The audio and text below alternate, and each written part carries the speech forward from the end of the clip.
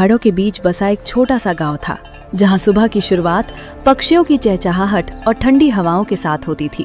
लेकिन हर घर में खुशियां नहीं बसती। कुछ घर ऐसे भी होते हैं जहां अपनों के दिए हुए घाव जिंदगी भर नहीं भरते। उसी गांव में गोपाल नाम का एक किसान रहता था। उसने अपनी पूरी जवानी खेतों और मजदूरी में गुजार दी थी। अपने छोटे भाई रघुनाथ को पढ़ाने के लिए उसने कभी धूप नहीं देखी, कभी बारिश नहीं देखी। उसे बस अपने भाई का भविष्य दिखाई देता था। लेकिन आज उसी घर के आंगन में एक ऐसा फैसला होने वाला था जो एक पिता और उसकी 2 बेटियों की जिंदगी बदल देने वाला था। रघु, मेरे भाई, ऐसा मत कर। मैं तुझसे अपने लिए कुछ नहीं मांग रहा। अगर मैं अकेला होता तो अभी इसी वक्त कहीं भी चला जाता। लेकिन मेरी बेटियों का क्या होगा? तुझे याद है जब तू छोटा था, गांव के बच्चे खेलते थे और मैं खेतों में मजदूरी करता था। तू स्कूल जा सके इसलिए मैंने खुद फटे कपड़े पहने। तू पढ़ सके इसलिए मैंने कई कई रातें भूखे पेट बिताई। तुझे शिक्षक बनते देखकर मुझे लगा था कि मेरी सारी मेहनत सफल हो गई। मुझे लगा था कि अब मेरे परिवार को भी सहारा मिलेगा। लेकिन आज तू ही मुझे इस घर से निकाल रहा है। भैया, मैंने आपकी बहुत इज्जत की है, लेकिन अब मेरी भी अपनी जिम्मेदारियां हैं। मेरा परिवार है, मेरे बच्चे हैं। मैं अब और नहीं कर सकता। चाचा, आपने जो कुछ पाया है उसमें बाबा का सबसे बड़ा हाथ है। क्या एक नौकरी मिलने के बाद इंसान अपने रिश्ते भूल जाता है? नीलम, बड़ों के बीच मत बोलो। तुम्हें दुनिया की समझ नहीं है। अगर दुनिया की समझ का मतलब अपने ही लोगों को छोड़ देना है तो ऐसी समझ किसी काम की नहीं। उसी समय घर के अंदर से रघुनाथ की पत्नी सावित्री बाहर आई। उसके चेहरे पर कोई दुख नहीं था, जैसे वो काफी समय से इसी पल का इंतजार कर रही हो। कब तक यही सब चलता रहेगा? रोज रोज वही बातें। हमने कोई ठेका नहीं लिया है किसी का जीवन भर खर्च उठाने का। बहू, मैंने तो तुम्हें हमेशा बेटी माना है। मैंने कभी तुम लोगों से कुछ नहीं मांगा। बेटी माना होगा, लेकिन सच यही है कि अब हमारा भी परिवार है। घर में जितने लोग बढ़ेंगे, खर्च भी उतना बढ़ेगा। बहू, मैं कोई बोझ नहीं बनना चाहता। मैं आज भी मजदूरी कर सकता हूँ। बस मेरी बेटियों को इस घर में रहने दो। नहीं, फैसला हो चुका है। अब ये घर सिर्फ हमारे परिवार का है। रूपा ये सब सुन रही थी। उसकी छोटी सी दुनिया जैसे बिखरती जा रही थी। बाबा, क्या चाची हमें सच में यहाँ नहीं रहने देंगी? बेटी, कुछ लोग साथ छोड़ देते हैं, लेकिन भगवान कभी साथ नहीं छोड़ता। आंगन में कुछ देर के लिए सन्नाटा छा गया। फिर रघुनाथ ने धीरे से बोलना शुरू किया। भैया, मैंने आपके लिए एक जगह का इंतजाम किया है। जगह का इंतजाम? पहाड़ के ऊपर मेरी पुरानी जमीन है। वहां एक छोटी कुटिया थी। मैंने मजदूर लगाकर उसे ठीक करवा दिया है। अब आप लोग वहीं रहिए। रघु, वहां तो चारों तरफ जंगल है, कोई पड़ोसी भी नहीं है। मेरी बेटियां वहां कैसे रहेंगी? मैंने जो कर सकता था कर दिया। अब इससे ज्यादा मेरे बस में नहीं है। रघु, अगर मेरे लिए नहीं तो इन बच्चियों के लिए सोच ले। इनकी माँ तो सालों पहले चली गई। अब इनके सिर से ये छत भी छीन लेगा। भैया, फैसला बदल नहीं सकता। कुछ देर बाद गोपाल अपने छोटे से कमरे में गया। वहां उसकी बेटियां चुपचाप खड़ी थीं। कमरे में वही सामान था जो वर्षों से उनके साथ था। दीदी, क्या हम सच में अपना घर छोड़ देंगे?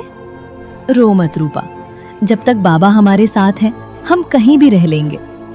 लेकिन मुझे डर लग रहा है दीदी। पहाड़ों पर कौन रहेगा हमारे साथ? मैं रहूंगी, बाबा रहेंगे और भगवान रहेगा। गोपाल दोनों बेटियों को देख रहा था। उसकी आंखों से आंसू बह निकले। मेरी बच्चियों, मुझे माफ कर देना। मैं तुम्हें वो जिंदगी नहीं दे पाया जिसकी तुम हकदार थीं। बाबा, ऐसा मत कहिए। आपने हमारे लिए पूरी जिंदगी मेहनत की है। गलती आपकी नहीं है।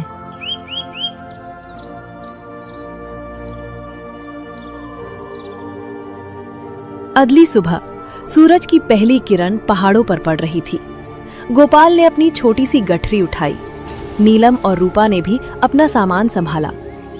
जिस घर को उन्होंने अपना समझा था, आज उसी घर को छोड़कर वे एक अनजान सफर पर निकल रहे थे। उनके सामने ऊंचे पहाड़ थे, कठिन रास्ते थे और एक ऐसी जिंदगी थी जिसके बारे में वे कुछ नहीं जानते थे। बाबा, क्या हम कभी वापस आएंगे? पता नहीं बेटी, लेकिन जहां सम्मान न हो वहां लौटकर भी क्या मिलेगा।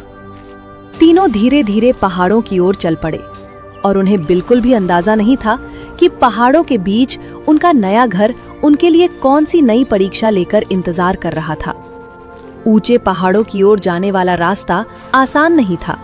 कहीं पत्थर थे, कहीं गहरी खाइयां और कहीं घने जंगल। गोपाल अपनी छोटी सी गठरी कंधे पर रखे धीरे धीरे आगे बढ़ रहा था। उसके पीछे नीलम और रूपा चल रही थीं।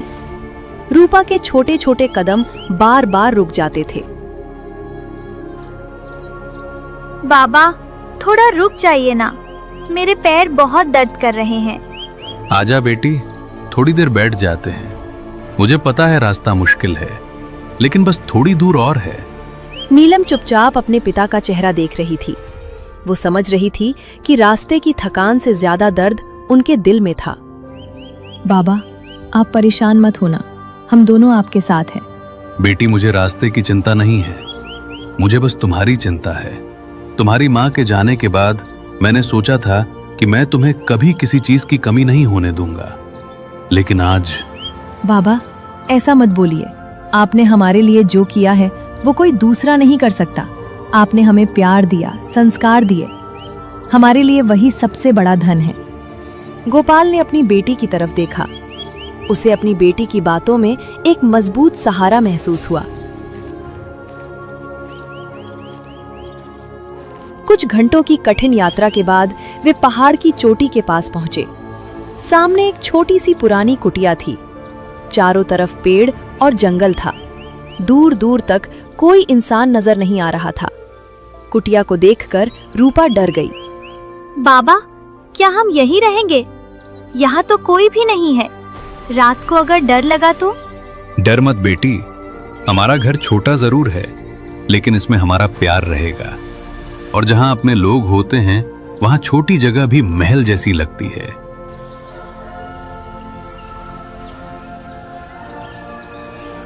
ऐसे ही कुछ दिन बीत गए और अब तीनों बाप बेटी उस घर में अच्छे से रहने लगे थे, लेकिन उनका मन खुश नहीं था। बाबा, आपने पूरी जिंदगी दूसरों के घर बनाए और आज हमारे हिस्से में ये छोटी सी कुटिया आई है। बेटी, घर बड़ा या छोटा नहीं होता, घर वो होता है जहां दिलों में अपनापन हो। मुझे दुख सिर्फ इस बात का है कि जिनके लिए मैंने अपना जीवन लगा दिया, उन्होंने हमें अपना नहीं समझा। शाम होने लगी थी। पहाड़ों के पीछे सूरज धीरे धीरे छिप रहा था। ठंडी हवाएं चलने लगी थी। नीलम ने आसपास से लकड़ियां इकट्ठी की और चूल्हा जलाने लगी। रूपा पास बैठी उसे देख रही थी। दीदी, पहले तो चाची के घर में हमें कभी इतना काम नहीं करना पड़ता था। रूपा, जिंदगी हमेशा एक जैसी नहीं रहती। कभी अच्छे दिन आते हैं, कभी मुश्किल दिन, लेकिन हमें मुश्किल समय से हारना नहीं चाहिए। दीदी, क्या चाचा को कभी हमारी याद आएगी? नीलम कुछ पल के लिए चुप हो गई। उसके पास इस सवाल का जवाब था, लेकिन वो अपनी छोटी बहन का दिल नहीं दुखाना चाहती थी। पता नहीं रूपा, लेकिन हमें किसी से नफरत नहीं करनी चाहिए, क्योंकि नफरत हमारे अपने दिल को ही दुख देती है। लेकिन उन्होंने हमारे साथ गलत किया। हाँ, उन्होंने गलत किया, लेकिन हम भी अगर अपने दिल में गुस्सा भर लेंगे तो हमारे अंदर और उनके अंदर क्या फर्क रह जाएगा। नीलम अपनी बहन को देखने लगी। उसे महसूस हुआ कि रूपा उम्र से ज्यादा समझदार हो गई थी। रात हो चुकी थी। बाहर जंगल में अजीब अजीब आवाजें आ रही थीं। कभी किसी जानवर की आवाज आती तो कभी तेज हवा पैरों से टकराती। रूपा डर के कारण नीलम के पास आकर लेट गई। दीदी, मुझे नींद नहीं आ रही। क्या हुआ? मुझे लगता है बाहर कोई है। गोपाल ने दोनों बेटियों की बात सुनी और उनके पास आकर बैठ गया। मेरी बच्चियों, डरने की जरूरत नहीं है। ये जंगल है, यहाँ ऐसी आवाजें आती रहती हैं। बाबा, अगर हमें कुछ हो गया तो? जिंदा हूं, तुम्हें कुछ नहीं होने दूंगा। तुम्हारी माँ ने जाते समय मेरा हाथ पकड़कर कहा था कि हमारी बेटियों का ध्यान रखना। मैं अपना वादा आखिरी सांस तक निभाऊंगा। नीलम अपने पिता की बात सुनकर भावुक हो गई। बाबा, अब आपको अकेले सब कुछ नहीं संभालना पड़ेगा, हम भी आपका सहारा बनेंगे।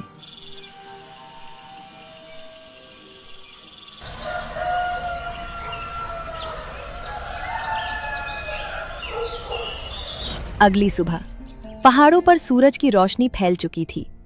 गोपाल सुबह सुबह जंगल की तरफ गया ताकि कुछ लकड़ियां और खाने के लिए जंगली फल ला सके।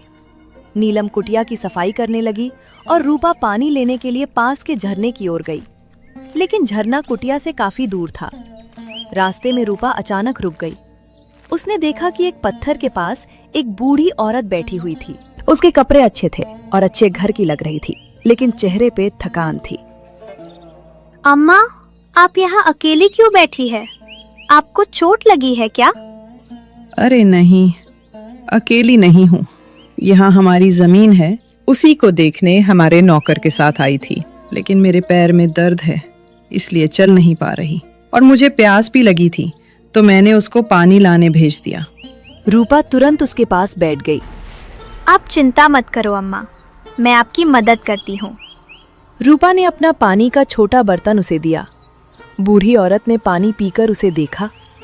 बेटी, तुम कौन हो? इस सुनसान पहाड़ पर अकेली क्या कर रही हो? मैं अकेली नहीं हूँ अम्मा, मेरे बाबा और मेरी दीदी भी मेरे साथ है। हम यहाँ रहने आए हैं। रहने आए हो इस वीरान जगह पर? रूपा की आंखें थोड़ी नम हो गईं। हाँ अम्मा, क्योंकि अब हमारे पास रहने के लिए यही जगह है। बूढ़ी औरत ने रूपा के चेहरे पर छुपा दर्द देख लिया। बेटी, लगता है तुम्हारी कहानी में बहुत दर्द छुपा है। रूपा कुछ बोल नहीं पाई। तभी दूर से नीलम की आवाज आई। रूपा, तुम कहाँ हो? रूपा ने पीछे मुड़कर देखा और वो बूढ़ी औरत से विदा लेकर चली आई, और उसे बिल्कुल नहीं पता था कि ये बूढ़ी औरत उनकी जिंदगी में एक नया मोड़ लेकर आने वाली है। रूपा घर पहुंची, लेकिन रूपा का ध्यान अभी भी उस बूढ़ी औरत की तरफ था जिससे वो झरने के पास मिली थी। वो बार बार उसी के बारे में सोच रही थी। क्या हुआ रूपा, यहाँ क्यों बैठी हैं? और तू वहाँ जंगल में क्या कर रही थी? और वो औरत कौन थी? मैंने झरने के पास जाकर तुझे आवाज भी लगाई थी, फिर मैं चली आई और तू अब आ रही है। दीदी, वो अम्मा अकेली थी, उनके पैर में दर्द था। मुझे नहीं पता वो अब ठीक होंगी या नहीं। रूपा, तुम हमेशा दूसरों के बारे में सोचती हो, अपना दुख भूलकर भी दूसरों की मदद करने लगती हो।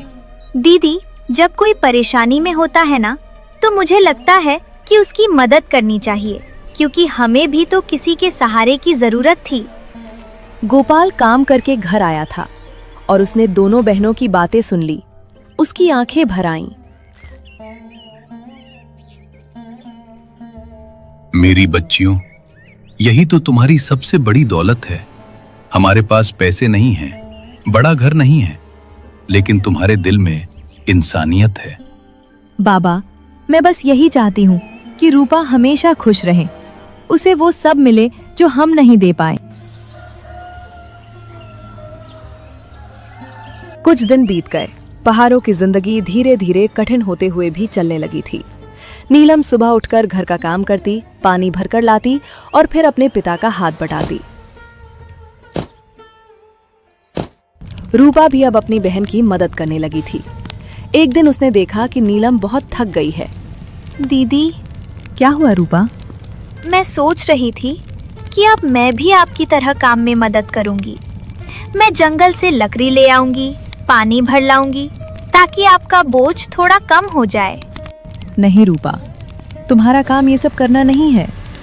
लेकिन दीदी, आप और बाबा इतना परेशान होते हो, मैं खाली बैठी रहती हूँ, मुझे अच्छा नहीं लगता। गोपाल भी वहां आ गया। रूपा बेटी, तुम खाली नहीं बैठती, तुम पढ़ाई करोगी। लेकिन बाबा, हमारे हालात तो आप देख रहे हो, घर चलाना मुश्किल है, मेरी पढ़ाई का खर्च कहाँ से आएगा? बेटी, मुश्किलें हैं, लेकिन मैं कोशिश करूंगा, मैं ज्यादा मेहनत करूंगा। बाबा, मैं समझती हूँ, आप मेरे लिए सब कुछ करना चाहते हो, लेकिन मैं ये भी देख रही हूँ कि आप कितने थक गए हो। रूपा, हमारी परेशानी देखकर अपने सपने मत छोड़ना। दीदी, सपना तो मेरा भी है पढ़ने का, लेकिन अगर मेरी वजह से आप दोनों और परेशान होंगे तो? रूपा, तुम हमारी परेशानी नहीं हो, तुम हमारी उम्मीद हो। बेटी, तुम्हारी माँ का सपना था कि उसकी बेटियां पढ़ लिख कर अपने पैरों पर खड़ी हों। मैं अपनी आखिरी सांस तक कोशिश करूंगा कि तुम्हारा सपना पूरा हो। रूपा अपने पिता और बहन को देखती रही। उसकी आंखों में आंसू थे। कुछ देर बाद उसने धीरे से सिर हिला दिया। ठीक है बाबा, मैं पढ़ाई करूंगी। मैं वादा करती हूँ कि आपकी मेहनत बेकार नहीं जाने दूंगी। गोपाल ने अपनी बेटी को प्यार से देखने लगा।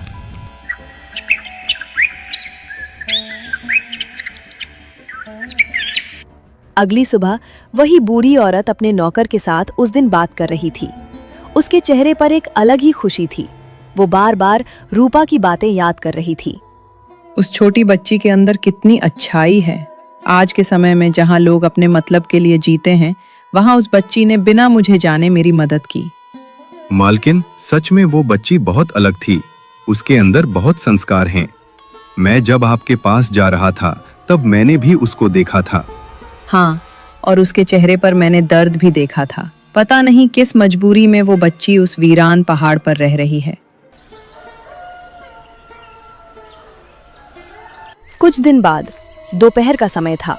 गोपाल अपनी कुटिया के बाहर बैठा था और नीलम घर का काम कर रही थी। तभी दूर से किसी के आने की आवाज आई। एक आदमी अच्छे कपड़े पहने हुए और कुछ लोगों के साथ उनकी कुटिया की तरफ आ रहा था। वो गांव का जाना पहचाना और बड़ा सम्मानित व्यक्ति था। वो बूढ़ी औरत का बेटा था। गोपाल ने उसे देखते ही पहचान लिया। अरे, ये तो वीरेंद्र जी हैं। बाबा, आप इन्हें जानते हैं? हाँ बेटी, ये इलाके के बड़े व्यापारी हैं। बहुत नाम और इज्जत वाले इंसान हैं। वीरेंद्र आगे बढ़कर गोपाल के पास आया। गोपाल जी, मुझे पहचान लिया आपने? हाँ बेटा, लेकिन आप यहाँ? मैं अपनी माँ की वजह से आया हूँ। उन्होंने मुझे आपके बारे में और आपकी बेटियों के बारे में बताया। गोपाल थोड़ा घबरा गया। सब ठीक तो है बेटा? वीरेंद्र मुस्कुराया। सब ठीक है, बल्कि मैं तो आपके लिए एक अच्छी खबर लेकर आया हूँ। नीलम और रूपा दोनों ध्यान से उसकी बात सुनने लगीं। मेरी माँ को आपकी छोटी बेटी रूपा बहुत पसंद आई है। उन्होंने बताया कि इस बच्ची ने बिना किसी स्वार्थ के उनकी मदद की। मेरी माँ चाहती हैं कि रूपा की जिंदगी बेहतर बने, इसलिए उन्होंने फैसला किया है कि रूपा की पूरी पढ़ाई का खर्च हम उठाएंगे। रूपा हैरानी से देखने लगी। मेरी पढ़ाई का खर्च? हाँ बेटी, लेकिन एक बात और है। आपका घर पहाड़ पर है। यहाँ से विद्यालय जाना बहुत मुश्किल होगा। इसलिए मेरी माँ चाहती हैं कि तुम कुछ समय हमारे घर रहकर पढ़ाई करो। रूपा यह सुनकर चुप हो गई। उसकी आंखों में खुशी भी थी और डर भी। लेकिन मैं अपने बाबा और दीदी को छोड़कर कैसे रहूंगी? नीलम ने अपनी बहन की तरफ देखा। उसके चेहरे पर खुशी थी कि उसकी बहन का भविष्य सुधर सकता है, लेकिन दिल में दर्द भी था कि उसकी छोटी बहन उससे दूर चली जाएगी। रूपा, अगर तुम्हारे अच्छे भविष्य के लिए तुम्हें जाना पड़े तो हमें खुशी होगी। लेकिन दीदी, मैं आपके बिना नहीं रह पाऊंगी। नीलम रूपा को प्यार से समझाने लगी। मुझे भी तुम्हारे बिना अच्छा नहीं लगेगा, लेकिन कभी कभी अपनों की खुशी के लिए अपने दिल को मजबूत करना पड़ता है। गोपाल की आंखों में आंसू थे, लेकिन उसके चेहरे पर संतोष था। बेटी, मैंने हमेशा चाहा था कि तुम्हें पढ़ने का मौका मिले। अगर भगवान ने खुद रास्ता भेजा है तो मैं इसे मना नहीं करूंगा। गोपाल जी, आप चिंता मत कीजिए। आपकी बेटी हमारे लिए सिर्फ जिम्मेदारी नहीं होगी, बल्कि हमारे परिवार का हिस्सा होगी। गोपाल ने वीरेंद्र की तरफ देखा। वो जानता था कि ये वही इंसान है जिसकी पूरे इलाके में इज्जत है। उसने भरोसा महसूस किया।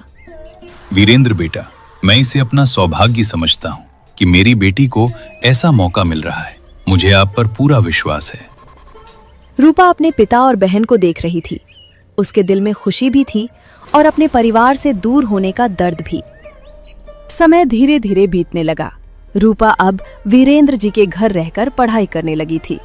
शुरुआत में उसे अपने बाबा और दीदी की बहुत याद आती थी। हर रात वो अपनी बहन नीलम और पिता गोपाल को याद करके रोती थी, लेकिन उसे याद था कि उसके बाबा ने उससे एक वादा लिया था कि वो अपनी पढ़ाई कभी नहीं छोड़ेगी। नहीं रूपा, तुम्हें कमजोर नहीं पड़ना है। बाबा ने तुम्हारे लिए अपनी पूरी जिंदगी मेहनत की है। तुम्हें उनका सपना पूरा करना है। वीरेंद्र की माँ, वही बूढ़ी औरत जिसे रूपा ने जंगल में मदद की थी, हमेशा उसका हौसला बढ़ाती थी। बेटी, जिंदगी में मिले अच्छे मौके को कभी छोटा मत समझना। भगवान हर किसी को दूसरा रास्ता नहीं देता। तुम्हें मेहनत करके अपनी पहचान बनानी होगी। अम्मा, मैं आपको कभी निराश नहीं करूंगी। मैं अपने बाबा और दीदी का नाम रोशन करूंगी। वहीं दूसरी तरफ पहाड़ की छोटी सी कुटिया में गोपाल और नीलम अपनी जिंदगी जी रहे थे। नीलम अपने पिता का सहारा बन चुकी थी। वो रोज मेहनत करती और अपने बाबा का ध्यान रखती, लेकिन दोनों को हर दिन रूपा की याद आती थी। हे भगवान, मेरी बेटी जहां भी हो उसे हमेशा खुश रखना। मैंने तो बस इतना चाहा था कि मेरी बच्चियों की जिंदगी मेरी तरह मुश्किलों में न गुजरे। बाबा चिंता मत कीजिए, रूपा बहुत समझदार है। वो एक दिन जरूर आपका नाम रोशन करेगी।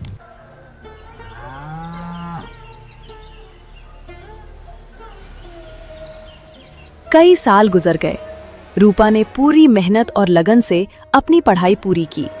उसने शिक्षक बनने का सपना देखा था और उस सपने को पूरा करने के लिए दिन रात मेहनत की।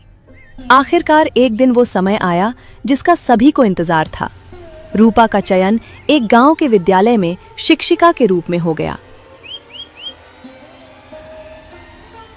बाबा, आपका सपना पूरा हो गया। आपकी बेटी अब दूसरों के बच्चों को पढ़ाएगी। जब ये खबर गोपाल और नीलम को मिली तो उनकी आंखों से खुशी के आंसू निकल आए। बेटी, आज मुझे लग रहा है कि मेरी सारी मेहनत सफल हो गई। मैंने तुम्हें धन नहीं दिया, बड़ा घर नहीं दिया, लेकिन तुम्हें हिम्मत दी थी और तुमने उसी हिम्मत से अपनी दुनिया बना ली। मुझे पता था रूपा, तुम जरूर कुछ बड़ा करोगी। जिस गांव के विद्यालय में रूपा की नौकरी लगी थी वो एक छोटा सा पहाड़ी गांव था। वहां के लोग बहुत अच्छे थे। जब उन्हें पता चला कि नई शिक्षिका रूपा बच्चों को पढ़ाने के लिए आई है तो सभी बहुत खुश हुए। लेकिन रूपा के सामने एक समस्या थी। वहां रहने के लिए उसके पास कोई घर नहीं था। तभी वीरेंद्र जी को इस बात का पता चला। उन्होंने गांव वालों से बात की और रूपा और उसके परिवार के लिए एक छोटा सा सुंदर घर बनवाया। रूपा बेटी, ये घर तुम्हारे लिए है। तुमने अपनी मेहनत से अपनी पहचान बनाई है। हमने सिर्फ तुम्हारे रास्ते की कुछ मुश्किलें कम की हैं। वीरेंद्र जी, आपने और अम्मा ने मेरे लिए जो किया है मैं उसे कभी नहीं भूल सकती। बेटी, हमने तुम्हें सिर्फ सहारा दिया था। मंजिल तक तुम खुद अपनी मेहनत से पहुंची हो। अब रूपा उसी गांव में रहने लगी। वो बच्चों को मन लगाकर पढ़ाती। धीरे धीरे पूरा गांव उसे अपनी बेटी जैसा मानने लगा। बच्चों के चेहरों की मुस्कान देखकर उसे अपने बचपन के दिन याद आते थे। बच्चों, जिंदगी में हालात चाहे कितने भी मुश्किल क्यों ना हो, अगर मेहनत और विश्वास हो तो इंसान अपनी किस्मत बदल सकता है। एक दिन उसी गांव में एक आदमी आया। उसके चेहरे पर पछतावा था। वो कोई और नहीं बल्कि रघुनाथ था, वही चाचा जिसने सालों पहले गोपाल और उसकी बेटियों को घर से निकाल दिया था। रघुनाथ ने जब लोगों से रूपा के बारे में सुना तो उसका दिल भर आया। उसे अपनी गलती याद आने लगी। जिस बच्ची को मैंने बोझ समझा था, आज वही बच्ची इतनी बड़ी बन गई। मैंने अपने भाई के साथ बहुत गलत किया। वो धीरे धीरे रूपा के घर पहुंचा।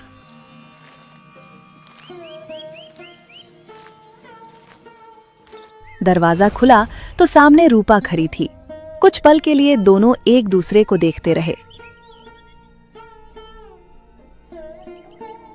रूपा बेटी, मुझे माफ कर दो।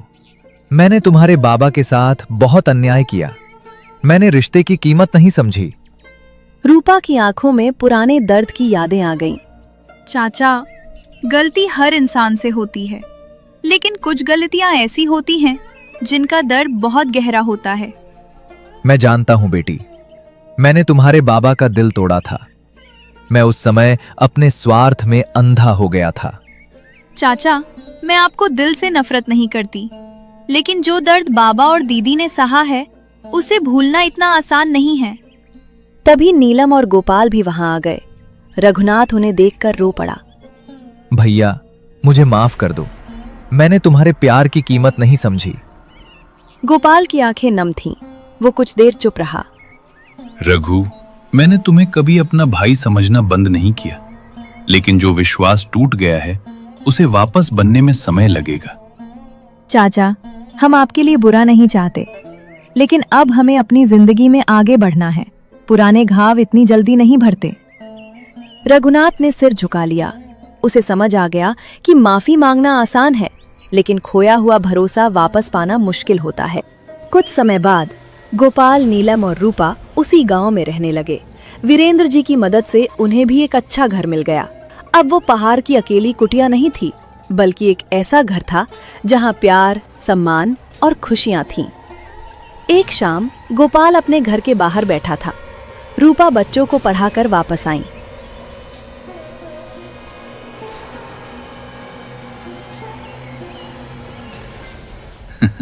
बेटी, आज तुम्हें देखकर लगता है कि उस दिन पहाड़ की तरफ जाते समय जो आंसू निकले थे वो बेकार नहीं गए। बाबा, अगर उस दिन आपने हिम्मत नहीं दिखाई होती तो आज मैं यहाँ नहीं होती। मुश्किल रास्ते ही इंसान को मजबूत बनाते हैं। हाँ, सही कहा। अब तुम दोनों बहुत मजबूत हो गए हो। अब तो तुम दोनों ही मेरा सहारा हो। ऐसे ही अब तीनों बाप बेटी इस नई घर में खुश रहने लग गए थे। अब उनका एक नया जीवन शुरू हो गया था। कभी कभी जिंदगी इंसान से सब कुछ छीन लेती है, लेकिन अगर हिम्मत, मेहनत और अच्छे कर्म साथ हों तो वही जिंदगी एक नया रास्ता भी दिखाती है। गोपाल ने अपने भाई के लिए अपना जीवन लगा दिया था, लेकिन बदले में उसे दर्द मिला। फिर भी उसने अपनी बेटियों को अच्छे संस्कार दिए, और वही संस्कार एक दिन उनकी सबसे बड़ी ताकत बन गए। रूपा ने अपनी मेहनत से अपनी पहचान बनाई। नीलम ने अपने परिवार का सहारा बनकर अपना प्यार निभाया, और गोपाल ने साबित कर दिया कि गरीबी इंसान को कमजोर नहीं बनाती, अगर उसके दिल में हिम्मत हो।